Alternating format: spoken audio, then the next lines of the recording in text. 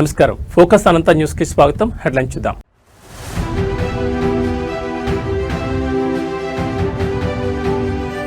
భవానీపురం జోజీనగర్ లో ఇళ్ల కూల్చివేతలతో తీవ్ర ఉద్రిక్తత. నిరసనగా రోడ్డుపై బైఠాయించిన బాధితులు.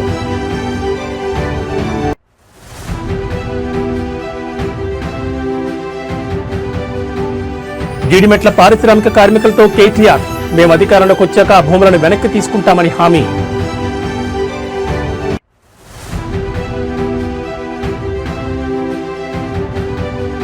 రైతు సంతోషంగా ఉంటేనే రాష్ట్రం సంతోషంగా ఉంటుంది. మాజీ సీఎం జగన్ వ్యాఖ్య.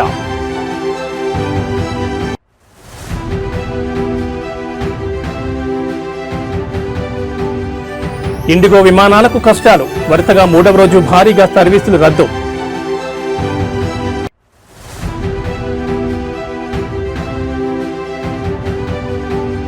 ప్రముఖ సీనియర్ నిర్మాత ఏబిఎం శరవణన్ కన్నుమూత.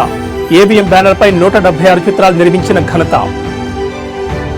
ఇక డీటెయిల్స్ చూస్తే దక్షిణాది చిత్రసీమకు చిరునామాగా నిలిచిన ఏవిఎం ప్రొడక్షన్స్ అధినేత ప్రముఖ నిర్మాత ఏవిఎం శరవణన్ కన్నుమూశారు.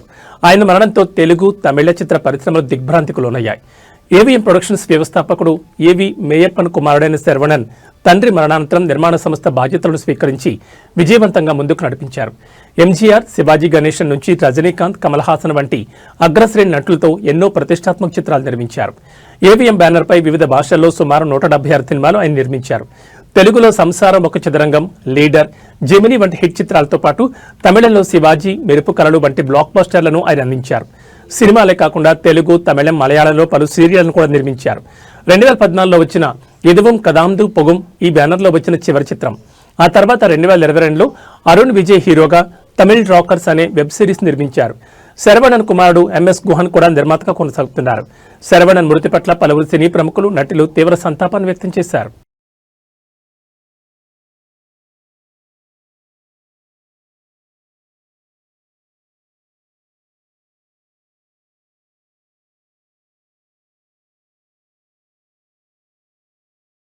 కాంగ్రెస్ ప్రభుత్వం తీసుకొచ్చిన కొత్త హెచ్ఐఎల్టీపీ జీవోతో 5 లక్షల కోట్ల భూకుంభకోణానికి తెరలేపిందని బీఆర్ఎస్ ఆరోపిస్తున్న విషయం తెలిసిందే. ఈ హెచ్ఐఎల్టీపీ జీవోకు వ్యతిరేకంగా భూకుంభకోణాన్ని ఎండగట్టేందుకు బీఆర్ఎస్ పార్టీ నిరసనలకు దిగిన విషయం తెలిసిందే. ఇందులో భాగంగా జీడిమెట్ల పారిశ్రామిక ప్రాంతంలో భారత రాష్ట్ర సమితి వర్కింగ్ ప్రెసిడెంట్ కేటీఆర్ పర్యటించారు. ఈ క్రమంలో కుత్బుల్లాపూర్లోని షాపూర్లో హమాలీలతో మాట్లాడి కాంగ్రెస్ ప్రభుత్వం తీసుకొచ్చిన హెచ్ఐఎల్టీపీ జీవో వల్ల కలిగే నష్టాలు వివరించారు. అలాగే ప్రధాని మోడీ కార్మికులకు రోజుకు 174 రూపాయలు మినిమం వేజెస్ సరిపోతాయని చెప్తున్నాడని వారికి గుర్తు చేయగా, అంత తక్కువ వేతనంతో కుటుంబాన్ని ఎలా పోషించాలో వారికే తెలియాలంటూ తమ బాధను కేటీఆర్ కార్మికులు వివరించారు. ఈ కార్యక్రమంలో మాజీ మంత్రి కేటీఆర్తో పాటు ఎమ్మెల్యేలు మాధవరం కృష్ణారావు, వివేకానంద గౌడ్, పల్లా రాజేశ్వరరెడ్డి, ఎమ్మెల్సీ శంభుపూర్ రాజు, ఇతర స్థానిక నాయకులు పాల్గొన్నారు. ప్రధానంగా చిన్న చిన్న పరిశ్రమలో పనిచేసుకునే వాళ్ళమే ఎక్కువ మంది. దాంట్లో కూడా మినిమం వేజెస్ ఎక్కడ లేదు. మన ప్రధాని గారు చెప్పడంలో 174 రూపాయలు ఒక కార్మికుడు ప్రతిరోజు 2 పిల్లలను, తాను, తన భార్య, తన తండ్రిని ఇద్దరిని 6 మందిని పోషించుకోవాలని చెప్పారు. పార్లమెంట్ సాక్షిగా మీరు అందరు విన్నారు. కానీ ఈ భారతదేశంలో ఎవరైనా ఆ విధంగా మనం బతకగలిగి చూపిస్తే గిన మేము ఎర్రన్నలమంతా మా వేరే విధంగా మాట్లాడగలం. కానీ అంత దుర్మార్గమైనటువంటి ప్రభుత్వం నడిపిస్తున్నారు బీజేపీ కానీ, కాంగ్రెస్ కానీ పేదల బ్రతుకులు ఎక్కడ మినిమం వేజెస్ ఎక్కడ లేదు. ఏ కంపెనీలో పోయినా ఎక్కడ పోయినా మినిమం మహిళా కార్మికులకు 6,000, పురుష కార్మికులకు 12 గంటలు చేస్తేనేమో 10,000, తప్పితే 6,000 రూపాయలు 7,000 రూపాయలు జీతాలు ఇస్తున్నారు. ఒకటి చెప్పాను, నువ్వేమో మినిమం కూడా అంటున్నావు. ఆ మినిమం కూడా దొరకదు ఇక్కడ. మరి అది ఎక్కువ అది పోతుంది. నేనేమంటున్నా అంటే అసలు మొత్తమే కార్మికులు లేకుండా పోతుంది. నేను నా రిక్వెస్ట్ మీద మీ పెద్దవాళ్ళతో కూడా మీరు మాట్లాడండి. మీరు మీ పార్టీలో కూడా మాట్లాడండి. వాళ్ళకు కూడా చెప్పండి. మేము కూడా రౌండ్ టేబుల్ పెట్టి వాళ్ళకు కూడా ఆహ్వాని. మార్కెట్ వాల్యూ 1,00,000 గజం చెప్పాడు. 50 కోట్లు ఒక ఎకరం. అంటే దగ్గర ఇప్పుడు చూస్తే మొత్తం 50,000 కోట్ల ఆస్తి. 50,000 కోట్ల ఆస్తి. ఇది కేవలం ఇక్కడ ఉండే కొంతమంది బడాబాబులు, పెద్దవాళ్ళు, డబ్బులున్న వాళ్ళకి జస్ట్ 12,000 గజం ఉన్నదాన్ని 4,000 గజం ఇచ్చేస్తా అంటున్నారు. ఆ 4,000 గజం ఇచ్చేసి అపార్ట్మెంట్లు కట్టుకోండి, పరిశ్రమ తీసేసి కాలుష్యానికి అందరం వ్యతిరేకం. కాలుష్యం ఉండే పరిశ్రమలు హైదరాబాద్ లో ఉండాలా వద్దా అంటే తరలించాలి. మనం కూడా ప్రయత్నం చేస్తాం. తరలిస్తే ఎక్కడ తరలించాలా? మనం ఫార్మాసిటీ అని పెట్టాం. ఫార్మాసిటీ అంటే ఇక్కడ పరిశ్రమను అక్కడ తీసుకెళ్లాలి. ఇప్పుడు మీరు అందరూ ఉన్నారు, మీకు పిల్లలు ఉంటారు, స్కూల్స్ ఉంటాయి, అట్లాగే మీకు కావాల్సిన ఇక్కడ చిన్న వ్యాపారాలు అవన్నింటినీ కూడా అక్కడ ఏర్పాటు చేసి తరలిస్తే పోతుంది, లేదా పోదు. కాబట్టి తరలించాలంటే కూడా మొత్తం వ్యవస్థ ఏర్పాటు చేయాలి. ఈయన ఏం చేస్తున్నాడు, ₹1,00,000 గజం ఉన్న దాన్ని కొంతమంది బడా సీట్లు 4,000 గజానికి అమ్ముతారు. వాళ్ళు ఏం చేస్తారు, వీళ్ళ అన్నదమ్ములకు, వీళ్ళ ఇక్కడ కాంగ్రెస్ లీడర్లకు బ్యాక్ ఎండ్ లో ఒప్పందాలు చేసి ఒక 10 తరాలకు సరిపడా ఆస్తిని కూడబెట్టుకునే ప్రయత్నంలో ఉన్నారు. హైదరాబాద్ లో మీకు గుర్తులాపూర్ ఒక పార్క్ కడదామంటే జాగలేదు. అన్న చెప్తున్నాడు ఇందిరమ్మ ఇండ్లు ఇవ్వచ్చు కదా, మరి మీకు ఇందిరమ్మ ఇండ్లు కడతా అన్నాడు. మరి ఇందిరమ్మ ఇండ్లు ఇందులో సగం తీసుకొని కట్ట ఎవడతానండి. ఇందిరమ్మ ఇండ్లకు జాగలేదు. రోడ్ వైడనింగ్ చేద్దామంటే జాగలేదు. పార్కింగ్ కి జాగలేదు. ఆఖరికి చచ్చిపోతే బొందలగడ్డకు జాగలేదు. ఇవన్నీ ఇట్లా పెట్టుకొని అపార్ట్మెంట్లు, మాల్స్ ఇష్టం ఉన్నట్టు కట్టుకొని నేను పర్మిషన్ ఇస్తాను. కరెక్టా? నేను ఈ ప్రభుత్వానికి చెప్పేది ఒకటే, మీరు ఈ 5 లక్షల కోట్ల ప్రభుత్వ ఆస్తి, ప్రజల ఆస్తి, ప్రభుత్వ ఆస్తి అంటే ప్రజల ఆస్తి, దీన్ని సరైన పద్ధతిలో వినియోగించండి. పేదలకు ఇల్లు కట్టివ్వండి, మేము వ్యతిరేకం కాదు. ఈ భూములు వెనక్కి తీసుకోండి, కావాలంటే 50%, 60% వెనక్కి తీసుకోండి. గ్రీన్ ఇండస్ట్రీలు పెట్టండి, మేము వ్యతిరేకించట్లేదు. అట్లాగే ఐటీ పార్కులు పెట్టండి, మేము వ్యతిరేకించట్లేదు. కానీ పారిశ్రామికవేత్తలకు అడ్డికి పావుషేరుకు రాసిస్తాం. మీరు ఇష్టం ఉన్న అపార్ట్మెంట్లు కట్టుకోండి, మాల్స్ కట్టుకోండి, మీరు ఎంజాయ్ చేయండి.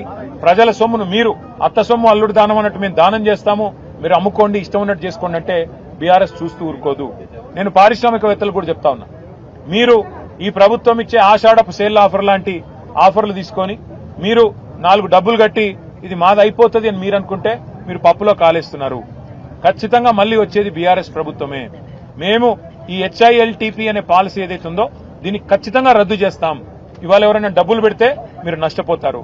ఇక్కడ కార్మిక నాయకులతో మాట్లాడినాం, వారు అంటున్నారు ఈ ప్రాంతంలో 3-4 లక్షల మంది కార్మికులు ఉన్నారు, మరి మేమెక్కడ పోవాలా అని వారు మాట్లాడుతున్నారు. అంటే నిజంగా ఒక పరిశ్రమను తరలించాలంటే కూడా కొంత ప్లానింగ్ ఉండాలి.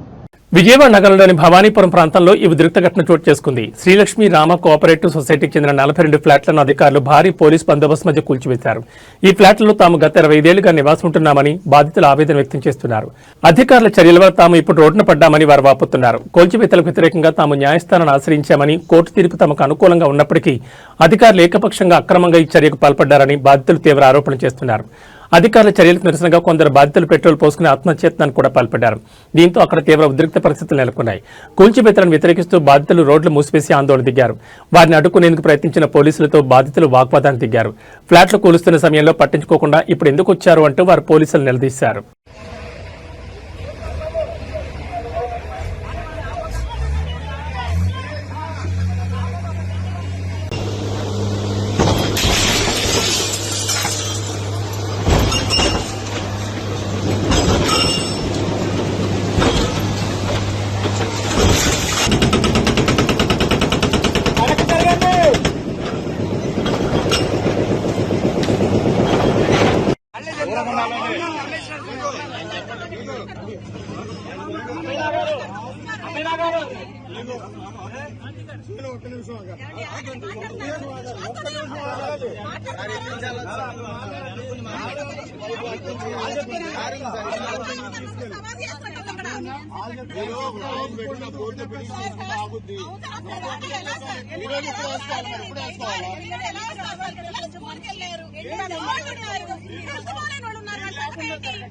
ఒక మనిషికి ఆపుతారండి. కాలిపోతుందండి, ఏం చేస్తారు?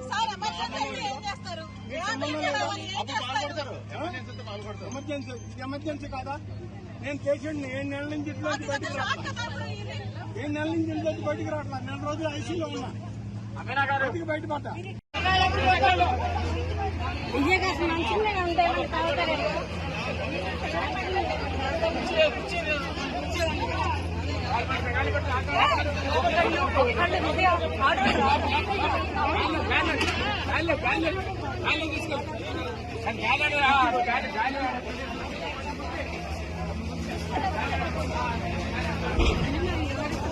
ఆంధ్రప్రదేశ్ రాష్ట్రంలో కూటమి ప్రభుత్వంతో రైతులు సంతోషంగా లేరని మాజీ సీఎం జగన్ తీవ్ర విమర్శలు చేశారు.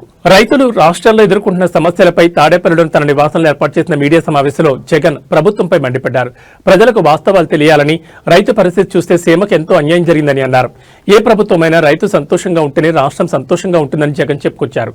సీఎం చంద్రబాబు నాయుడు హయాంలో రైతులు తీవ్రంగా నష్టపోతున్నారని, పండగలా ఉండాల్సిన వ్యవసాయం చంద్రబాబు హయాంలో దండగ్గా మారిందని జగన్ విమర్శించారు. తన హయాంలో రైతులకు ఉచిత పంటల బీమా హక్కు లభించిందని, కేవలం 19 నెలల పాలనలో 17 సార్లు ప్రకృతి వైపరీత్యాలు సంభవించిన 84 లక్షల మంది రైతులలో 19 లక్షల మందికి మాత్రమే పంటల బీమా అందిందని జగన్ పేర్కొన్నారు. చంద్రబాబు పాలనలో రైతు జీవితాలు భిన్నమయ్యాయని, బాబు పాలనలో పెండింగ్లో ఉన్న 1100 కోట్ల ఇన్పుట్ సబ్సిడీ బకాయిలను తమ హయాంలో చెల్లించామని, ఉచిత పంటల బీమా కోసం తమ హయాంలో 7,800 కోట్లు ఖర్చు చేశామని తెలిపారు జగన్. పక్క ఏమో అన్ని రైతుల జీవితాలు చిన్నాభిన్నమై కనిపిస్తూ ఉన్నాయి, ఇచ్చిన హామీలన్నీ మోసంగా కనిపిస్తూ ఉన్నాయి, రైతుల పరిస్థితి దయనీయంగా మారింది. మరోవైపున టాపిక్ డైవర్ట్ చేసేందుకు మోసాలతో చంద్రబాబు నాయుడు ఏమంటాడు, రైతన్నా మీకోసం అంటూ ప్రచారం చేసుకుంటాడు. పేపర్లో అసలు ఈనాడు పేపర్లో చూస్తే పేపర్ కటింగ్ చూడండి ఒకసారి, రైతన్నా మీకోసం అంట. ఏమంటాడు, కార్యక్రమాన్ని రాష్ట్ర వ్యాప్తంగా విజయవంతం చేసిన రైతులందరికీ ధన్యవాదాలు. అసలు రైతుల దగ్గరికి పోయే పరిస్థితి లేదు, వీళ్ళకు పోతే రైతులు తిడతారు, కొడతారు. రైతుల సమస్యల దగ్గర నుంచి మొదలు పెడదాం. నిజంగా ఈరోజు రాష్ట్రంలో వ్యవసాయం ఎలా ఉంది, రైతుల పరిస్థితి ఎలా ఉంది అన్నది నిజంగా చూస్తే రాష్ట్రంలో పాలన సేవ్ ఆంధ్రప్రదేశ్, సేవ్ ఆంధ్ర అన్న పరిస్థితి మాదిరిగానే ఆంధ్ర రాష్ట్రంలో పాలన సాగుతూ ఉంది. అందరూ కూడా దేశం మొత్తం కూడా హలో ఇండియాస్, మా రాష్ట్రం వైపు ఒకసారి చూడండి అని చెప్పి నిజంగానే ప్రతి ఒక్కరం అనాల్సిన పరిస్థితిలోనే ఈ రాష్ట్రంలో ఈరోజు పాలన సాగుతూ ఉంది. మరి ముఖ్యంగా అడుగులు ముందుకు వేస్తే వ్యవసాయం అన్నది 62% జనాభా దాని మీద ఆధారపడి ఉన్న సెక్టర్. ఈ వ్యవసాయం అన్నది ఏ రాష్ట్ర ప్రభుత్వమైనా కూడా రైతులను సంతోషంగా పెట్టి, వ్యవసాయం అన్నది ఒక పండుగగా చేస్తేనే, రైతు సంతోషంగా ఉంటేనే రాష్ట్రం సంతోషంగా ఉంటుంది. రైతు కూలీ సంతోషంగా లేకపోతే రాష్ట్రం ఎప్పుడూ కూడా ఎదగదు, వెనకడుగు వేయాల్సింది. మా హయాంలో పండుగగా ఉన్న వ్యవసాయం చంద్రబాబు నాయుడు గారి హయాంలోకి వచ్చేసరికి అది దండుగలా మార్చిన పరిస్థితుల మధ్య ఈరోజు రాష్ట్రంలో వ్యవసాయం కొనసాగుతూ ఉంది. దేశంలోని అతిపెద్ద బడ్జెట్ విమానయాన సంస్థ ఇండిగోకు కష్టాలు కొనసాగుతున్నాయి. ప్రధానంగా సిబ్బంది కొరత కారణంగా విమాన సర్వీసులకు తీవ్ర అంతరాయం కలుగుతోంది. వరుసగా 3వ రోజైన గురువారం కూడా దేశవ్యాప్తంగా పలు విమానాశ్రయాల్లో పెద్ద సంఖ్యలో విమానాలు రద్దు చేయడంతో వేలాది మంది ప్రయాణికులు గంటల తరబడి పడిగాపులు కాయాల్సి వచ్చింది. ఢిల్లీ, ముంబై, హైదరాబాద్, బెంగళూరు వంటి ప్రధాన నగరాల్లో ఇండిగో కార్యకలాపాలు స్తంభించాయి. ఇవాళ ఉదయం ఢిల్లీ నుంచి బయలుదేరాల్సిన 30కి పైగా విమానాలు, హైదరాబాద్లో సుమారు 33 విమానాలు రద్దయ్యాయి. నేడు దేశవ్యాప్తంగా 170కి పైగా ఇండిగో విమానాలు రద్దయ్యే అవకాశం ఉంది. నిన్న కూడా 4 ప్రధాన నగరాల్లో కలిపి దాదాపు 200 సర్వీసులను నిలిపివేశారు. విమానాల రద్దుపై ఇండిగో స్పందించింది. తమ కార్యకలాపాలకు తీవ్ర అంతరాయం కలిగిందని అంగీకరిస్తూ ప్రయాణికులకు క్షమాపణ చెప్పింది. ఊహించని కార్యాచరణ సవాళ్లు, సాంకేతిక లోపాలు, శీతాకాలం షెడ్యూల్ మార్పులు, సిబ్బంది రోస్టరింగ్ సంబంధించిన కొత్త నిబంధనలు వంటి అనేక కారణాలు తమ కార్యకలాపాలపై ప్రభావం చూపాయని ఒక ప్రకటనలో తెలిపింది. పరిస్థితిని అదుపులోకి తెచ్చేందుకు రాబోయే 48 గంటల పాటు షెడ్యూల్లో సర్దుబాట్లు చేస్తున్నామని, త్వరలోనే సేవలను సాధారణ స్థితికి తీసుకొస్తామని పేర్కొంది.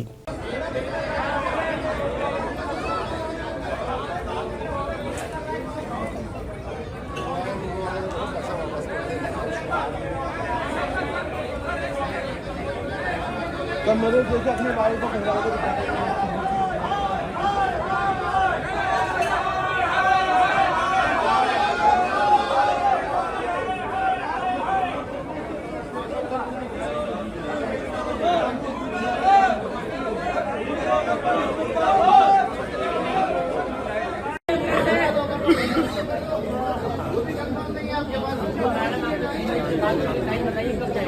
जवाब नहीं दे पा रहे तो आप ये लेवल तो होंगे ना,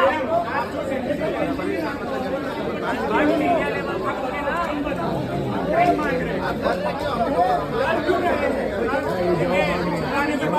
हम भी पागल हो रहे हैं। अरे वो तो अपने सारे प्रेशर है, वो सपोर्ट करने ना भैया।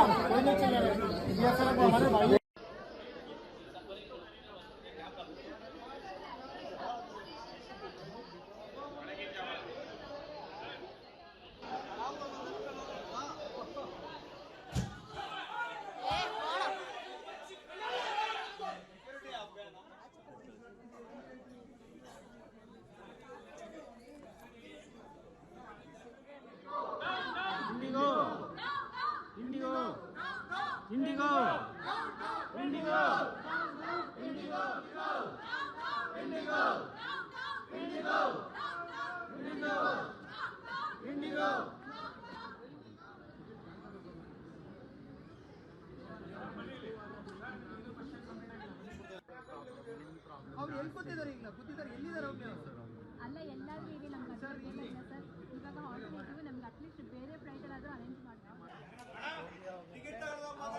ಅಲ್ಲ ಕನ್ನಡಕ್ಕೆ ಟಿಕೆಟ್ ಬೇಕು, ಕನ್ನಡಕ್ಕೆ ದುಡ್ಡು ಬೇಕು, ಕನ್ನಡ ಏರ್ಪೋರ್ಟು ಬೇಕು, ಮತ್ತೆ ಕನ್ನಡ ಬರೋದಿಲ್ಲ. ಮಾಡಿ ಮಾಡಿ ಮಾಡಿ ఇండిగో వెళ్ళేసిన ಒಂದು నీచ కడుపే. నైరుతి బంగాళాఖాతంలోని వాయుగుండం తీవ్ర అల్పపీడనంగా బలహీనపడి పశ్చిమ దిశగా కదులుతోందని భారత వాతావరణ విభాగం అంచనా వేసింది. ఇది ఈ రోజు అల్పపీడనంగా బలహీనపడుతుందని వెల్లడించింది. ఈ ప్రభావంతో తమిళనాడులో మరో 2 రోజుల పాటు భారీ నుంచి అతి భారీ వర్షాలు కొనసాగుతాయని వెల్లడించింది.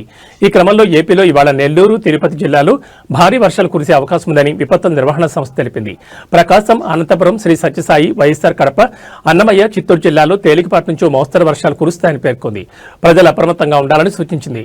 నిన్న సాయంత్రం 5 గంటల నాటికి తిరుపతి జిల్లా తొట్టంబేడులో 47.2 మిల్లీమీటర్లు, నెల్లూరు జిల్లా కృష్ణపట్నంలో 37.5 మిల్లీమీటర్లు, తిరుపతి జిల్లా మన్నార్ పోలూరులో 32.7 మిల్లీమీటర్లు, చిత్తూరు జిల్లా నిండలో 30 మిల్లీమీటర్ల వర్షపాతం నమోదైందని తెలిపింది.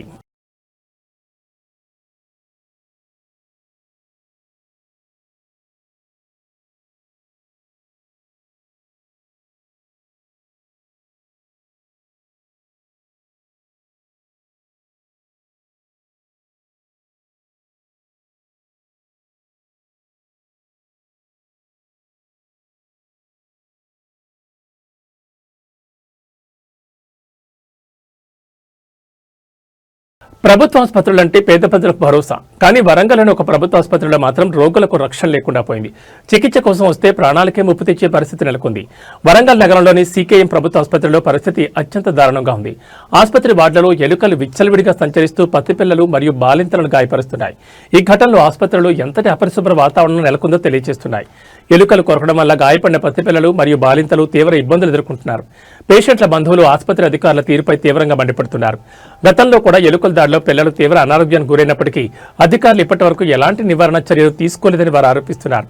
ఎలుకల బెడద కారణంగా బాలింతలు మరియు వారి కుటుంబ సభ్యులు తీవ్ర భయాందోళనకు గురవుతున్నారు. చికిత్స కంటే ముందు ఎలుకల నుంచి తమను తాము కాపాడుకోవాల్సిన పరిస్థితి ఏర్పడిందని వారు వాపోతున్నారు.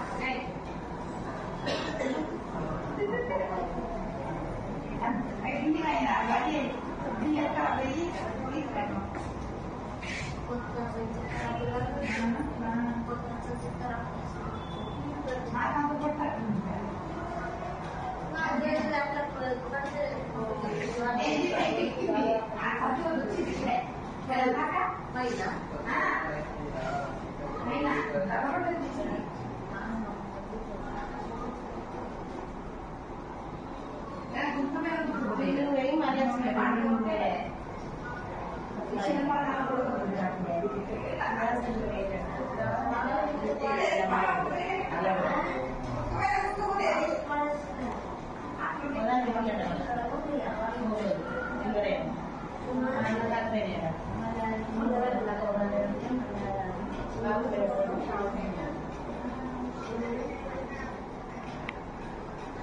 ఉమ్మడి ఆదిలాబాద్ జిల్లాలో పులుల సంచారం రోజురోజుకు పెరిగిపోతోంది. మొన్న కొమరంభీం జిల్లా కాగజ్నగర్ దగ్గరలో నడి రోడ్డుపై పెద్ద పులి దర్శనమిచ్చింది. రోడ్డుకు అడ్డంగా పులి పడుకోవడంతో వాహనదారులు వణికిపోయారు. కాగా తాజాగా నిన్న రాత్రి కొమరంభీం జిల్లా సిర్పూర్ టీ మండలం వేంపల్లి రైల్వే బ్రిడ్జిపై చిరుత పులి పరుగులు పెట్టింది. వాహనదారులు రోడ్డుపై ప్రయాణిస్తున్న సమయంలోనే చిరుత రోడ్డుపై కనిపించింది. దీంతో వాహనదారుడు తన ఫోన్లో వీడియో తీయగా చిరుత బ్రిడ్జిపై నుండి పారిపోయింది.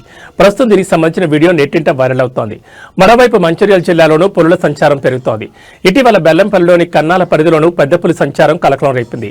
జిల్లాలో పులుల సంచారం పెరగడంతో రైతులు జాగ్రత్తగా ఉండాలని అధికారులు సూచిస్తున్నారు.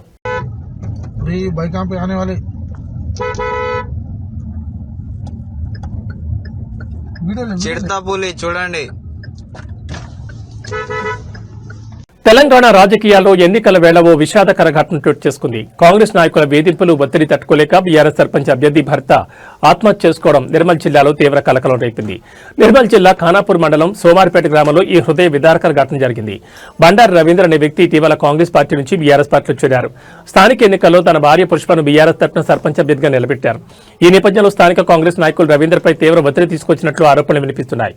పోటీ నుంచి తప్పుకోవాలని, తిరిగి కాంగ్రెస్ పార్టీలో చేరాలని రవీందర్ను బలవంతం చేసినట్టు తెలుస్తోంది. లేకపోతే తీవ్ర పరిణామాలు ఎదుర్కోవాల్సి ఉంటుందని వారు రవీందర్ను వేధింపులు గురి చేసినట్లు స్థానికులు చెబుతున్నారు. స్థానిక కాంగ్రెస్ నాయకుల వేధింపులు ఒత్తిడిని తట్టుకోలేకపోయిన రవీందర్ తీవ్ర మనస్తాపంతో ఉరివేసుకుని ఆత్మహత్యకు పాల్పడ్డారు. ఈ ఘటన గ్రామంలో తీవ్ర విషాదాన్ని నింపింది.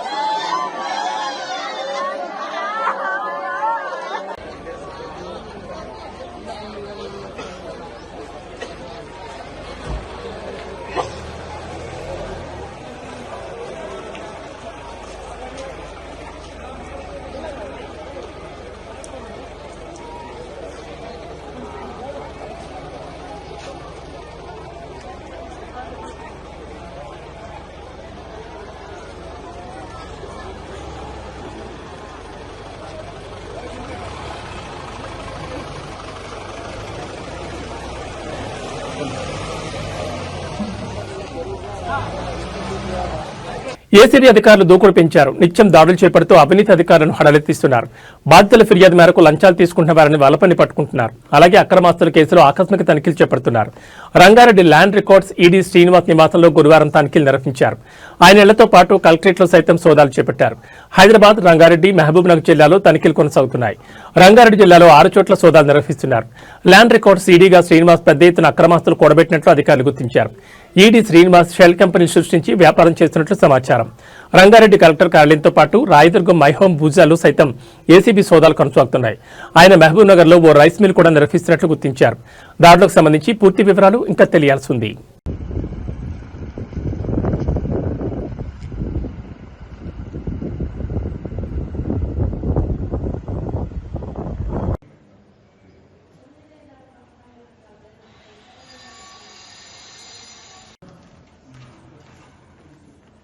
ప్రేక్షకులు ఎంతగానో ఆసక్తిగా ఎదురుచూస్తున్న బాలకృష్ణ అఖండ 2 తాండవం సినిమా విడుదలకు కొన్ని గంటల ముందు ఊహించిన అడ్డంకి ఎదురైంది.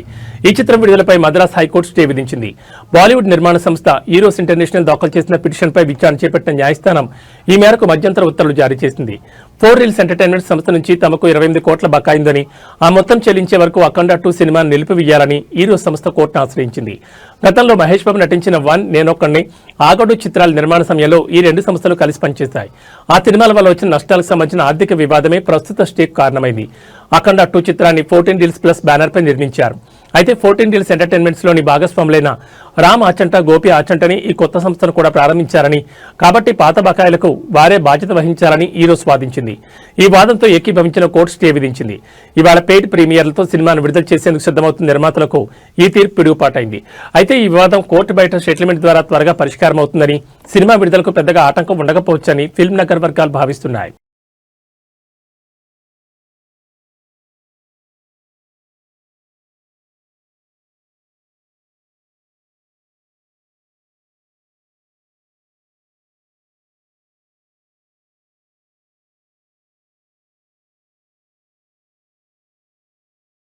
ఈ బులెటిన్ విశేషాలు మరో బులెటిన్లో మళ్ళీ కలుసుకుందాం. నమస్కారం.